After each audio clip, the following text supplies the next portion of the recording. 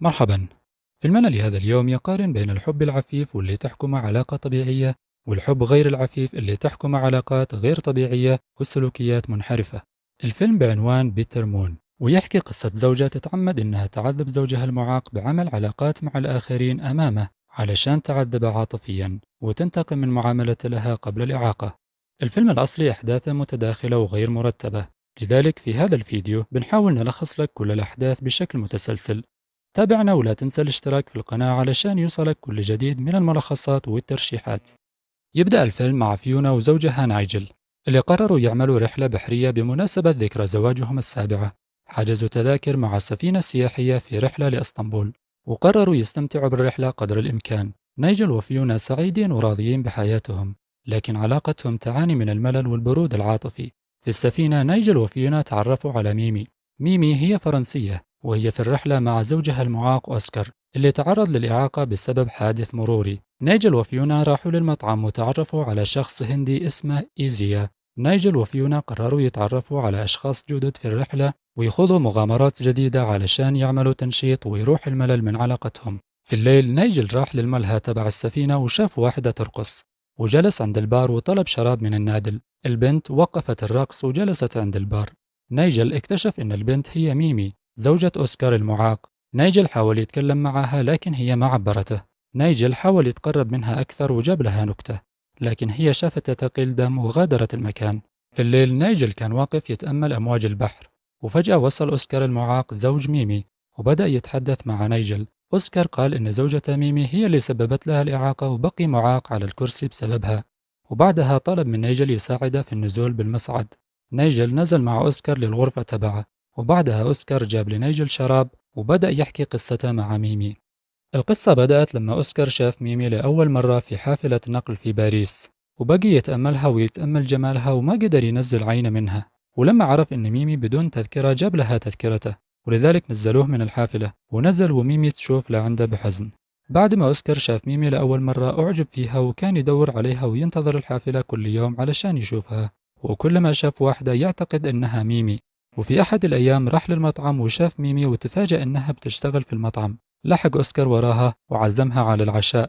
اليوم اللي بعده خرجت ميمي من مدرسة الرقص وراحت مع أوسكار للمطعم، وكانوا خجولين من بعض في البداية لكن كل واحد منهم كان معجب بالآخر. أوسكار وقع في حب البنت من أول نظرة، وراح وراها لحد ما ارتبط معاها، واعترف لها أنه كان يدور عليها بكل مكان. وميمي قالت له أنها لحد الآن محتفظة بتذكرة الحافلة اللي عطاها أوسكار. وكذا بدأت علاقة الحب بين أوسكار وميمي، وانتقلوا الاثنين علشان يعيشوا في شقة أوسكار. بداية جميلة لقصة الحب، لكن أوسكار ما وصل للجزء المهم من القصة، وقال لنيجل أنه يحب يكمل معاه القصة، لكن نيجل اعتذر وطلب من أوسكار يأجل باقي القصة لوقت آخر. اليوم اللي بعده نيجل كلم زوجته فيونا بقصة أوسكار، وقال لها أنه يحب يعرف بقية القصة. ولما كانوا الاثنين في المطعم دخل أوسكار وميمي وجلسوا مع نيجل وزوجته. فيونا تضايقت منهم لكن ما بينت. بعدها ميمي بدأت تلعب مع نيجل من تحت الطاولة، ونيجل كان مرتبك ومتفاجئ. نيجل بعدها قضى وقت يلعب ويستمتع في السفينة، ولما نزل قابل ميمي وحاولت إنها تغويه. بعدها راح لزوجته اللي كانت زعلانة لأنه تأخر. أخذها نيجل لسطح السفينة، وهناك قابلوا الهندي إيزيا ومع بنته أمريتا اللي بسرعة أحبتها فيونا. إيزيا سأل نيجل كم عنده أولاد. فيونا قالت إن نيجل ما يحب يكون عنده أولاد. فيونا حست بالبرد وإيزيا خلع الجاكيت وجابها لفيونا. بعدها نزل نايجل وراح لأوسكار وجلس معاه علشان يكمل القصة ويعرف حكاية ميمي اللي حاولت تغويه. أوسكار كان يحب الكتابة، لكن كل الروايات والقصص اللي كتبها رفضها الناشرين وما حد عبرها، وهذا سبب له اكتئاب حاد. بدأ أوسكار يعامل ميمي بعنف بسبب الاكتئاب، وبعدها انفصل عن ميمي لأن ما عاد ينجذب لها، وغادرت ميمي وهي حزينة. لكن لما أوسكار رجع البيت شاف ميمي عند الباب، ولما دخل البيت بدأت ميمي تتوسل لأوسكار يرجع لعلاقتهم، وقالت له إنها تحبه وما تقدر تفارقه. ميمي كانت محتاجة لأوسكار لأنها وحيدة وما عندها أحد تروح له ولا مكان تسكن فيه. أوسكار قرر يرجعها، لكن علشان يستغلها ويعاملها بأسلوب مختلف. بدأ أوسكار يعامل ميمي بإهانة واحتقار كل مرة، وكان يصرخ في وجهها بدون سبب. وبأحد الأيام طبخت لها العشاء ورفض ياكل وبدأ يهينها، وقال إنه ما يقدر ياكل من يدها، وقال لها إنها ممنوعة من حضور دروس الرقص. تأثرت ميمي بالمعاملة السيئة، وبدأ شكلها يتغير وشعرها بقي غير مرتب، أوسكار كان يتعمد إهانة ميمي أمام الناس وأمام صديقاته، ولما عرف إنها حامل أجبرها إنها تجهض الجنين. وبعد الإجهاض ميمي كانت بالمستشفى، فراح أوسكار يزورها، ولما صحيت وعدها أوسكار إنه بيروح معاها في رحلة بعد ما تطلع من المستشفى. لما خرجت ميمي من المستشفى، أوسكار خدع ميمي وطلع معاها للطيارة، وبعد ما ركبوا الطيارة أوسكار نزل قبل الإقلاع وترك ميمي تسافر وحدها، وكذا تخلص منها أوسكار. ميمي بقيت تنتظر أوسكار بالطيارة، لكن لما الطيارة أقلعت عرفت أن أوسكار خدعها وبدأت تبكي. بعدها نايجل اعتذر وقال أنه بيكمل يسمع القصة في وقت آخر. وعند الباب شاف ميمي. نايجل كان معجب بميمي من البداية ومستعد يخون زوجته معها. بعدها طلع نايجل يدور على زوجته في المطعم، وحصلها تلعب مع رجل غريب فأخذها وراحوا لغرفتهم. نايجل عصب على فيونا لأنها راحت مع شخص غريب. فيونا بدأت تشك أن نايجل يخونها مع ميمي. بعدها فيونا مرضت وجالها دوار البحر. نايجل طلب منها تأخذ العلاج وهي رفضت وعصبت عليه، وقالت له إنه خاين وطلبت منه يتركها، وطلبت منه يروح عند ميمي. خرج نايجل وراح لأوسكار علشان يكمل القصة. أوسكار بعدها رجع لباريس وبدأ يستمتع بحياته مع صديقات جديدات، ونسي موضوع ميمي. بأحد الأيام خرج من البار وتعرض لحادث مروري. الحادث سبب له إعاقة دائمة، ولما كان في المستشفى بعد الحادث حصلت المفاجأة ودخلت ميمي تزوره في المستشفى، ولما سلمت عليه سحبته لتحت السرير وهو يتألم.